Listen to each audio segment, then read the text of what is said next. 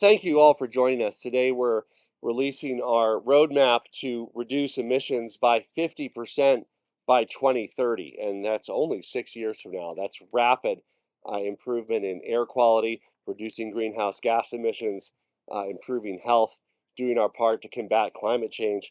I want to thank the whole team in our all government approach to put a lot of work into this, state agencies and commissions. Will Torre and Dominique Gomez at the Energy Office, the Department of Transportation. Shoshana Liu is with us. Department of Natural Resources, Dan Gibbs is with us. Colorado Department of Public Health and Environment, Public Utilities Commission, the Energy and Carbon Management Commission, which used to be known as the Oil and Gas Commission, Department of Agriculture, Department of Local Affairs. We have so many partners in local government with us here as well, the nonprofit sector, businesses, and communities across Colorado, members of the General Assembly, and of course, so many Coloradans who contributed ideas to this important work. Meetings in communities across the state. We had virtual sessions online. This plan is really a reflection of the priorities and feedback that we heard across the state, where people are crying out for cleaner air and for us to do a better job leading the nation on reducing greenhouse gases. Well, I'm proud to say 3 years ago we released the first greenhouse gas pollution roadmap that outlined the action steps to cut emissions in half and make progress towards net zero. We have achieved 95% of the actions that were identified in that first roadmap in just 3 years. And that's why we need to raise the bar a little bit right now, and that's exactly what we're doing. We're identifying new actions, we're unveiling a new roadmap, doubling down on our work to save Coloradans money on energy bills, on gas, and advance our clean energy future. As Coloradans, we're so proud of the nation-leading progress that we're making every day in fighting to reduce emissions. And we also know that there is more work to be done, and more work that's been enabled by the Bipartisan Infrastructure Act and federal funds to provide transformational opportunities to further reduce greenhouse gas emissions here in Colorado. This updated roadmap continues to ensure that Colorado leads on saving people money, protecting our air and water, making progress towards 100% zero emission electricity by 2040, a sustainable, affordable, and resilient future. We're building on the momentum of the original roadmap and identifying many new cost-effective strategies that will further reduce emissions from transportation, from electricity generation, from buildings, from oil and gas, from industry, from agriculture, natural and working lands. Improving our air quality isn't just good for our own health and for the environment, it's also good business.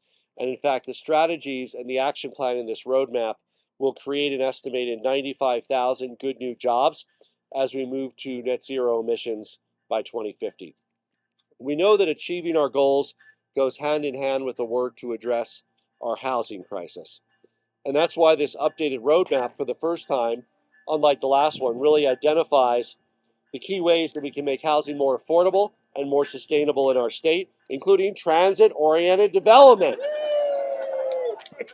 I think we timed it just right. That means helping people get where they want to go quickly, efficiently, at a lower cost, and with lower emissions. And that's why we chose this particular location to highlight a big part of what's the future of Colorado, with more convenient, lower cost transit to help people get where they want to go, less congestion on our roads, and reducing emissions. And we know that we can and we will build affordable, sustainable housing opportunities near job centers to further reduce our emission profile and make sure that people can afford to live in our wonderful state. And that's why we're here at the Westminster RTD station. There's multifamily buildings, there's biking and walking trails. With this updated roadmap, we really identify a number of the steps we're working on with the legislature and through Department of Local Affairs to help make sure that we can make living in Colorado more sustainable and more affordable. In Colorado, we know that with innovation and collaboration, we can tackle these challenges we face, including climate change. And that's exactly what we're doing with the updated roadmap. We're bringing together state agencies, the legislature, local governments, transit agencies, utilities, and other stakeholders to get the job done, to continue Colorado's leadership role in the country on reducing greenhouse gas emissions.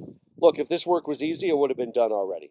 but I know that Colorado's future is bright, and together we can fight for clean air, save people money, create new jobs, and ensure a healthy, vibrant future that's more livable, sustainable, and affordable.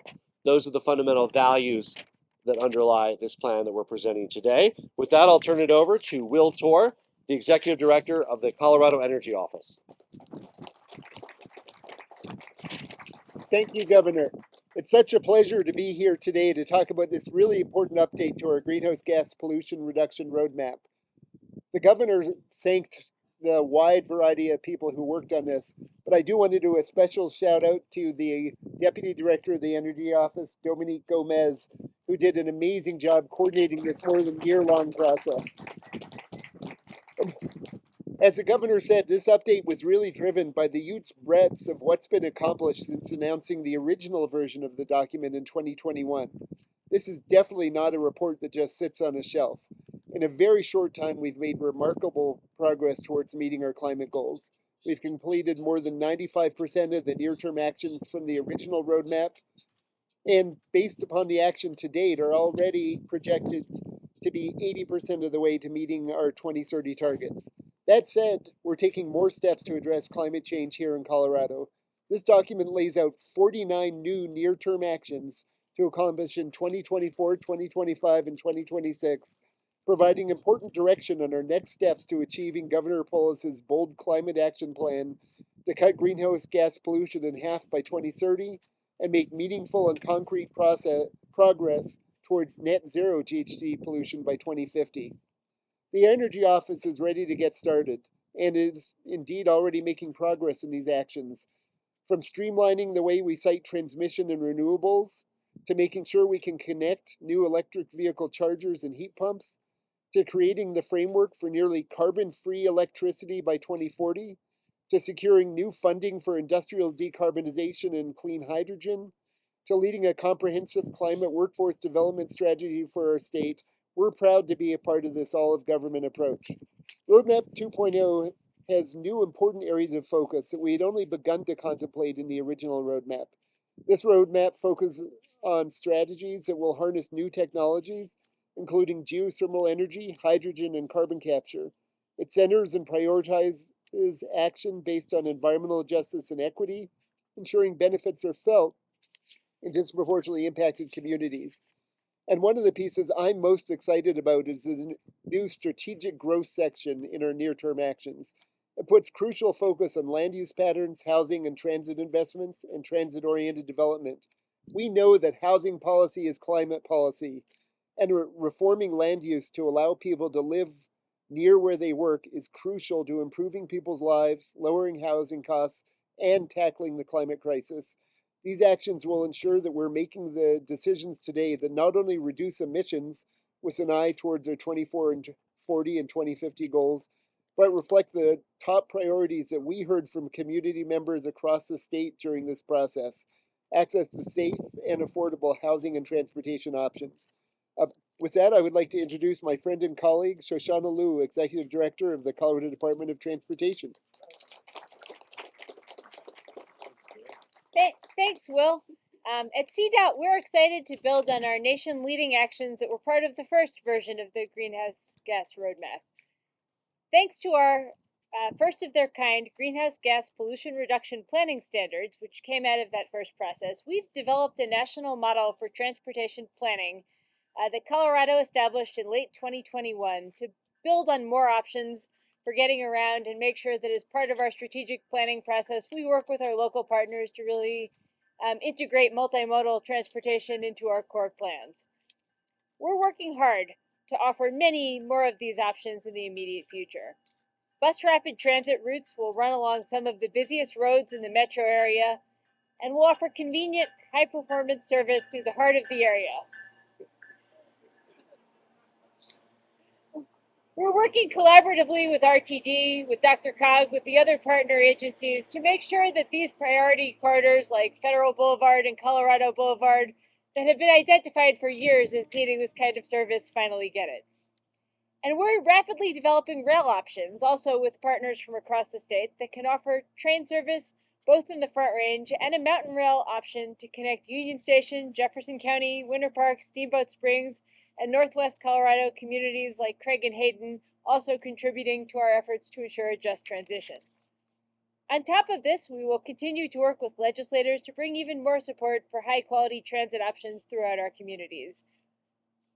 And to make these multimodal options work as well as they can for as many Coloradans as possible, we know that thoughtful changes to the way that we build our communities can massively affect livability, quality of life, and have significant and consequential climate improvements that we can achieve through working with other partners around the built environment.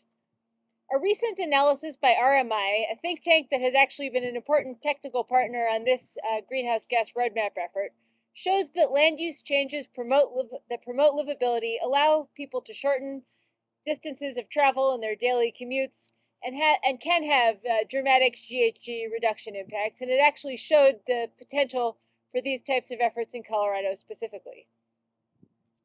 It lays out that in addition to thinking about traditional transportation in its own silo, we need to really think about how the different factors in housing, transportation, natural resource policy, and other things integrate, and that none of these sectors can do it alone in the way that we've sort of traditionally thought about defining different subsets of the economy.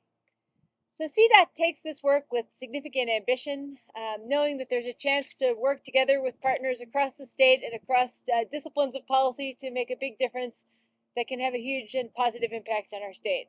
And with that, I will turn things over to my friend and partner, Dan Gibbs. All right, thank you. Thank you, Director Liu, Director Tour, and Governor Polis. The Department of Natural Resources is proud to support the state's efforts to reduce greenhouse gas pollution and looks forward to working collaboratively with stakeholders to implement the near-term actions identified in the roadmap.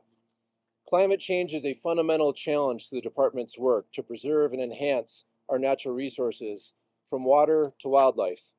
The implementation of the updated roadmap will enable the state to meet our emissions reduction targets and contribute to the state's leadership in addressing the climate crisis. The Energy and Carbon Management Commission will continue their work to regulate oil and gas in a manner that's protective of public health, safety, welfare, the environment, and wildlife resources. The updated roadmap includes direction to the ECMC to continue to identify strategies to reduce emissions from oil and gas development. The Commission is also working hard to implement the new authority to regulate new and emerging technologies that will enable the department to work on such things as carbon capture and sequestration and geothermal energy. I'm also proud of the work that our state land board has done to support the development of renewable energy projects on state lands, and as we work to balance the conservation of fish, wildlife, and water resources. Expanding renewable generation on state lands both helps us to reduce greenhouse gas emissions and continues to diversify the revenue generated from state lands to support public education in Colorado. I'm also excited about the efforts that the DNR and all of our divisions are working to meet the state's climate goals. So for example, our parks and wildlife, we're continuing to work to implement the state's natural and working land strategic plan, along with a grant to support the expertise from the Water Conservation Board. CPW will also continue to lend their expertise to minimizing the impacts of energy development on the state's wildlife resources. The Division of Reclamation and Mining Safety is identifying opportunities to reduce methane emissions from coal mines in our state. And the Colorado State Forest Service is working hard on our statewide assessment for forest carbon and exploring opportunities to better manage our forest resources to reduce emissions. Together, the DNR's divisions have a critical role in implementing the updated roadmap and also reducing the greenhouse gas emissions in the state and managing the impact of climate change on our natural resources. So we look forward to working closely with all of our partners and state government and local communities, industry, and conservation organizations to meet this fundamental challenge. The future of natural resources that we love and rely on in Colorado depends on all of us working together to reduce greenhouse gas emissions and adapt to the impacts of climate change. So with that, I'd like to turn it back over to Governor Polis for any questions you have. Thank you again to the team, everybody who worked on this. We should be proud of this nation-leading document. I hope it inspires other states across the country to show this kind of leadership to the advocates. Thank you for being part of this process, for sharing your ideas with the team, and really I'm very proud of this. And now the work begins to make sure that 2 or 3 years from now, we've got at least 95% of these action items done. Hopefully 100.